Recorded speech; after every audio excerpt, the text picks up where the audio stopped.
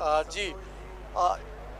दुनिया के सबसे साफ शहर यानी कि नंबर 1 शहर इंदौर में ग्लोबल इन्वेस्टर समिट का एक बेहतरीन आगाज़ हुआ है। इस वक्त हम मौजूद हैं ग्लोबल इन्वेस्टर समिट के कार्यक्रम स्थल यानी कि BCC brilliant convention centre Indore. और ब्रिलियंट कन्वेंशन सेंटर में इस कार्यक्रम का बेहतरीन आगाज़ हुआ है। कुछ इन्वेस्टर मेरे साथ यहाँ पे डेलीगेट्स मौजूद हैं। आप लोग यहाँ आए हैं, आपका स्वागत है। क्या लगता है इस इन्वेस्टर समिट के बाद मध्य प्रदेश में किस तरह से इन्वेस्टमेंट देखने को आएगा? आप लोग कहाँ से आए हैं और आपकी क्या रुचि है? सबसे पहले तो आज इन्वेस्ट मध्य प्रदेश 2023 ये जो ग्लोबल इन्वेस्टर समिट मुख्यमंत्री श्री शिवराज सिंह जी चौहान के नेतृत्व में हो रहा है, ये अपने आप में एक अनोखा प्रयोग है। और इसके तहत हम मुंबई से आए हैं। हमारी कंपनी है मीरा क्लीन फ्यूल्स लिमिटेड, जो बायो सीएनजी और बायो कोल के प्रोजेक्ट्स लगा रही है।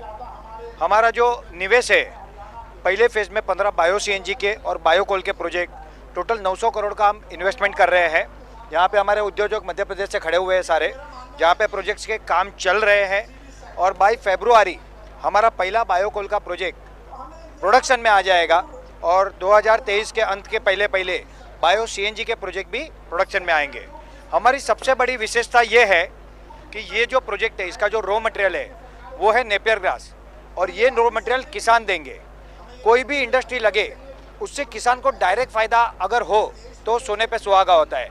और हमारी इंडस्ट्री बायोफ्यूल में, क्योंकि रॉ मटेरियल किसानों के खेतों में उगेगा, इसके कारण जो प्रधानमंत्री जी का सपना है किसानों की आय को 2023 तक दुगना करना, वो भी इसी से सिद्ध होगा, क्योंकि 1 लाख से 2 लाख पर एकड़ किसानों को इनकम होगी।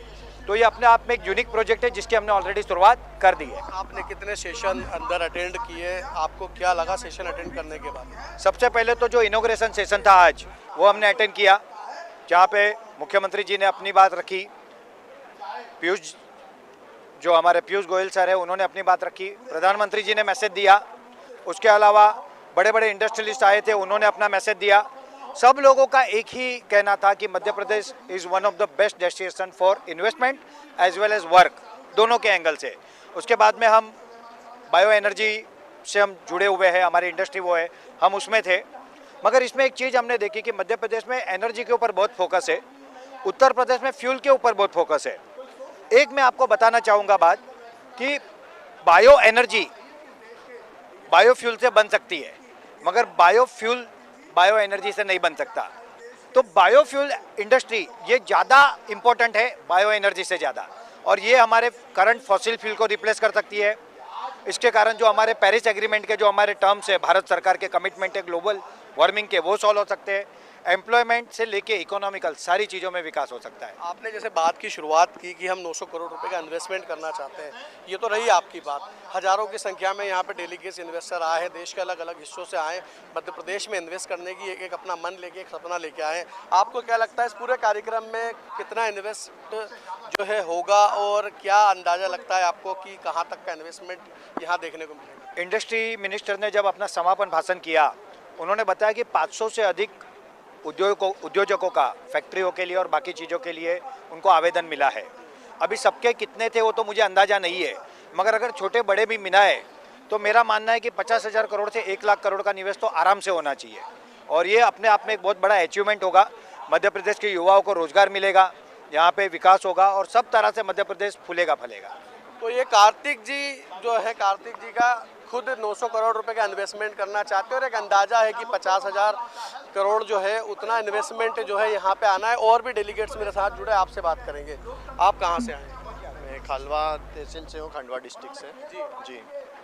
तो किस सेक्टर में आप काम करते हैं, यहाँ पे आए हैं, क्या अब आगे की प्लानिंग है? हम लोग बायो एनर्जी में ही वर्क कर रहे हैं, बायो सीएनजी मैन्युफैक्चरिंग की फैक्ट्रीज लगा रहे हैं। तो सर ने जैसे बताया कि हम लोग एमकोल में भी वर्क कर रहे हैं, और आने वाली 26 जनवरी को हमारा प्रोजेक्ट भी स्टार्ट हो जाएगा एमकोल का खालवा। तो बायो एनर्जी और एमकोल को लेकर इन्वेस्टमेंट की बात जो है आपने की है, आप बताइए कि आप इस कार्यक्रम में आए हैं, ग्लोबल इन्वेस्टर समिट में आपने पार्टिसिपेट किया है, क्या आगे की रूपरेखा रहेगी? जी, सबसे पहले मैं धन्यवाद देना चाहूँगा मध्य प्रदेश सरकार को, माननीय मुख्यमंत्री जी को, जिन्होंने ये इतना बड़ा प्लेटफॉर्म और इतनी सारी सुविधाएं इन्वेस्टर्स को दी है, ताकि हम भी मध्य प्रदेश के इन्वेस्टर्स हैं जो जॉइंट वेंचर में मीरा क्लीनफील्ड लिमिटेड जो हमारी मुंबई बेस्ड कंपनी है उसके साथ जुड़ कर के हम बायो सीएनजी और बायो फर्टिलाइज़र और बायो कोल का हम प्लांट लगा रहे हैं।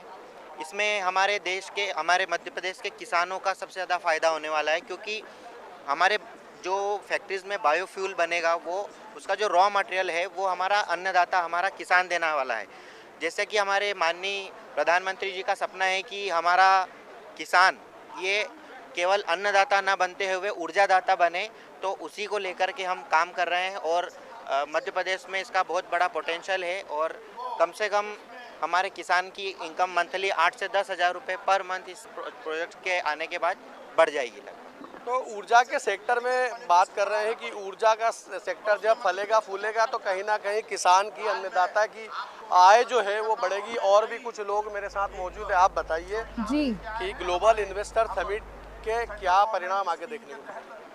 मध्य प्रदेश के लिए ग्लोबल इन्वेस्टमेंट समिट का तो बहुत ही बढ़िया रिजल्ट आने वाले, क्योंकि अभी आज जब हम अटेंड कर रहे थे पूरा समिट तब एक बात हमें वहाँ पे पता चली कि यहाँ पे जो एम्प्लॉयमेंट जनरेट करने जा रहे हैं वो सिर्फ एक महीने भर के लिए, एक साल के लिए जनरेट नहीं होना चाहिए, वो सस्टेनेबल होना चाहिए। वो बहुत महत्वपूर्ण है और जो निश्चितम लेवल तक वहाँ पे पहुँचना चाहिए। जो भी एम्प्लॉयमेंट जनरेट होगा तो उससे गांव के लोगों को और इनको सर को उन्नति मिलेगी, उनकी आय बढ़ेगी, तो ही अपने सोसाइटी का हम भला कर सकते।